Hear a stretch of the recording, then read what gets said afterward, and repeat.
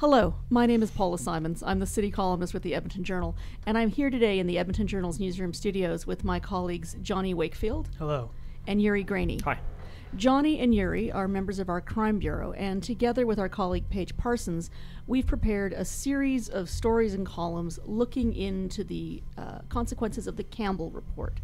Now, the Campbell Report, which came out last month, examined the circumstances by which a young Indigenous woman who was the victim and prime witness in a sexual assault trial was treated more like the accused. When the judge and the Crown Counsel became concerned that she might not appear to continue her testimony, they actually had her remanded and held in the remand center for 5 days. She was transported back and forth between remand and the courthouse in handcuffs and shackles. This was a case that shocked a lot of people when the CBC and the Edmonton Journal broke the story last year. The Campbell Report was commissioned by Alberta Justice to try to look into some of the systemic reasons that this woman, whose name is subject to a publication ban, was treated in this really reprehensible way. And we've spent the last couple of weeks unpacking the consequences of the Campbell Report and what it might mean. So I'm going to start, Yuri, by asking you about the issue that shocked a lot of people, the fact that although this woman was the victim and the witness, she was transported back and forth to the courthouse in shackles. What is the province's policy about shackling people in general? So the people that I spoke with, I mean, they were pains to point out that this was like an unprecedented event in terms of shackling of the victim here. So the policy for the sheriffs and the remand centre is that physical restraints are only to be used when necessary. But the Campbell Report kind of points out, using comments from the sheriffs that she spoke with, that shackling of incarcerated witnesses was common in Edmonton, and that was kind of shocking for her. And she also wrote that the sheriffs indicated that this policy may not be followed in terms of looking at each individual case. So the question isn't just shackling a woman who had committed no crime and posed no threat, but the fact that they're shackling prisoners as the default setting, even in the cases of nonviolent prisoners. Yeah, basically. So when I spoke with Deputy Chief of Court Security and Prisoner Transport, Darryl Gooley, I put Campbell's assessment to him, and I said, is this a fair assessment? And it took him a little while, but he agreed that default setting was shackle. So that's why they've gone back to their policy books, and they wanted to make sure that there was some kind of clarity there when it comes to individual cases. Campbell made no specific recommendations to the practice of shackling, but she did basically say to sheriffs and remand, hey, look at what your policies are, review them, and then make the changes that are appropriate. And so where to next, I guess, is the Alberta sheriffs are they're using the provincial courts in Lethbridge and Medicine Hat, and they're going to be using those as testing grounds for new practices of shackling and restraining people in custody. And now, of course, I mean, it would be a nice consequence of this tragic case if we got a better policy for the treatment of prisoners. Mm-hmm. But the woman in this case was at no point accused of any crime.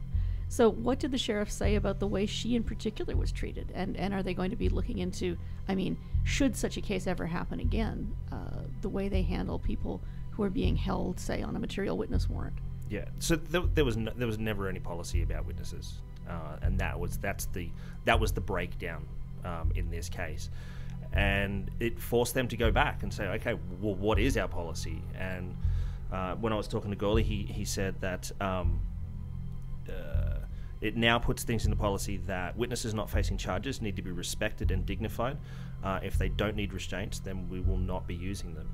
And that's basically their starting point now. The starting point is we're not going to be using restraints, but then there's a risk assessment that is carried out on a case-by-case basis, and then it goes from there. All right. Now, Jonny, you've been looking at a completely different angle on this case, which is the kind of support system that existed for this woman. I mean, this is a terribly tragic circumstance. She was 28 years old. She was Indigenous. She was homeless. She was an addict, and subsequently was killed in a completely unrelated incident to this after the preliminary inquiry testimony. But I was quite shocked reading Campbell's report to realize that she'd basically had no support. So what have you been looking at in the issue of how we provide services to victims? Right, so I guess just to start, so what are victim services? They are basically, as the name would suggest, services that are provided to victims of crime, people who have experienced some sort of traumatic event. There are victim services workers in the city with a couple of organizations, including the police service, who are supposed to advocate for people who have been victims in some way, connect them with services like counseling, help them navigate the court system, seeking potential compensation for being a victim of a crime, doing things called crisis call-outs. So these were the things that are supposed to be done when someone is a victim of a traumatic crime and needs support. And this woman, did she receive any of these? In Campbell's report, she notes that the woman, she did not appear to be referred to the victim services offered by Edmonton Police, apparently had no contact with any victim service worker, essentially between her assault and the start of the preliminary inquiry. And she says it's difficult to imagine how that could have been.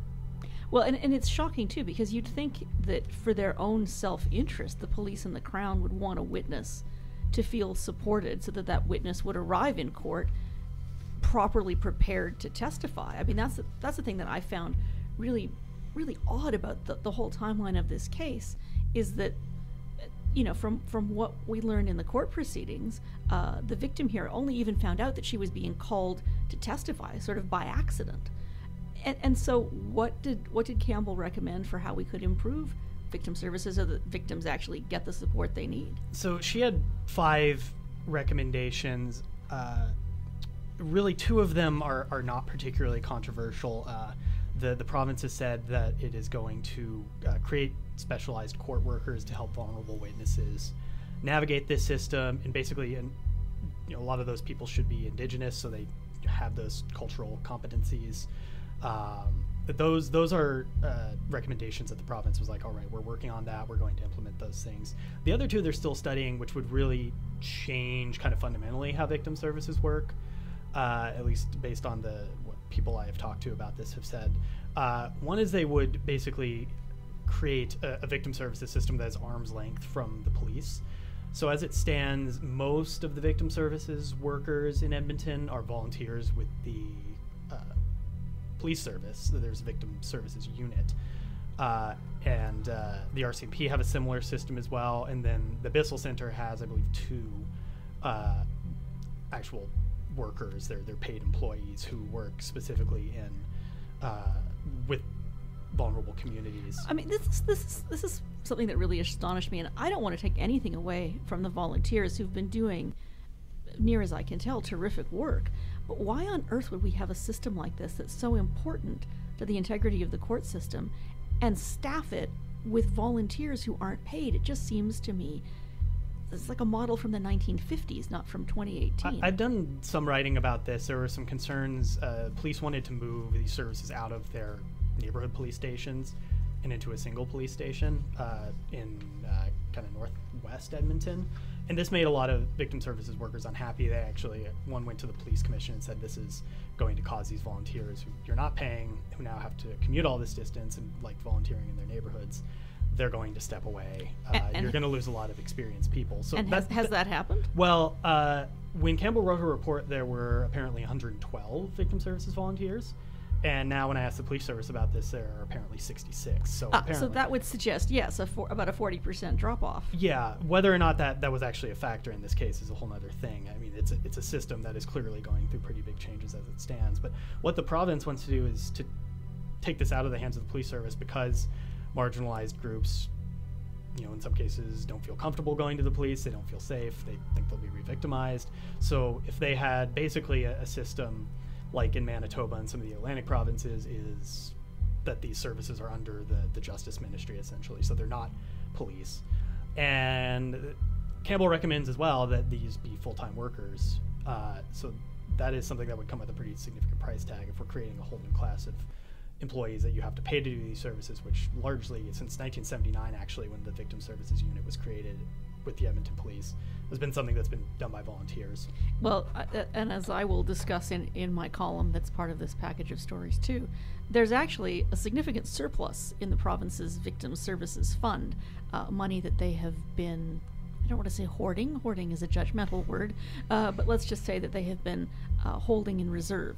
And in my column, I asked some questions that come from the Auditor General's report from a couple of years ago into what exactly the province is doing with all of that money, and whether there's a better way to invest some of that money in giving people the frontline services and supports they need. And as you said, it is really remarkable that for so long these services have been provided, albeit not terribly well in the case we're discussing, but they've been provided by volunteers. So, I talked to one victim services volunteer for another story who was talking about how meaningful this work was to her, but at the same time, they're warned, this is heavy stuff. You might just be driving down the highway sometime and you start crying and you don't understand why. And yeah, I can imagine. So You'd suffer from post-traumatic stress even as a victim counselor if you didn't have the training and support systems yourself to take on the weight of all of that tragedy and all of that pain. I don't think anyone would find particularly surprising that that's how some people would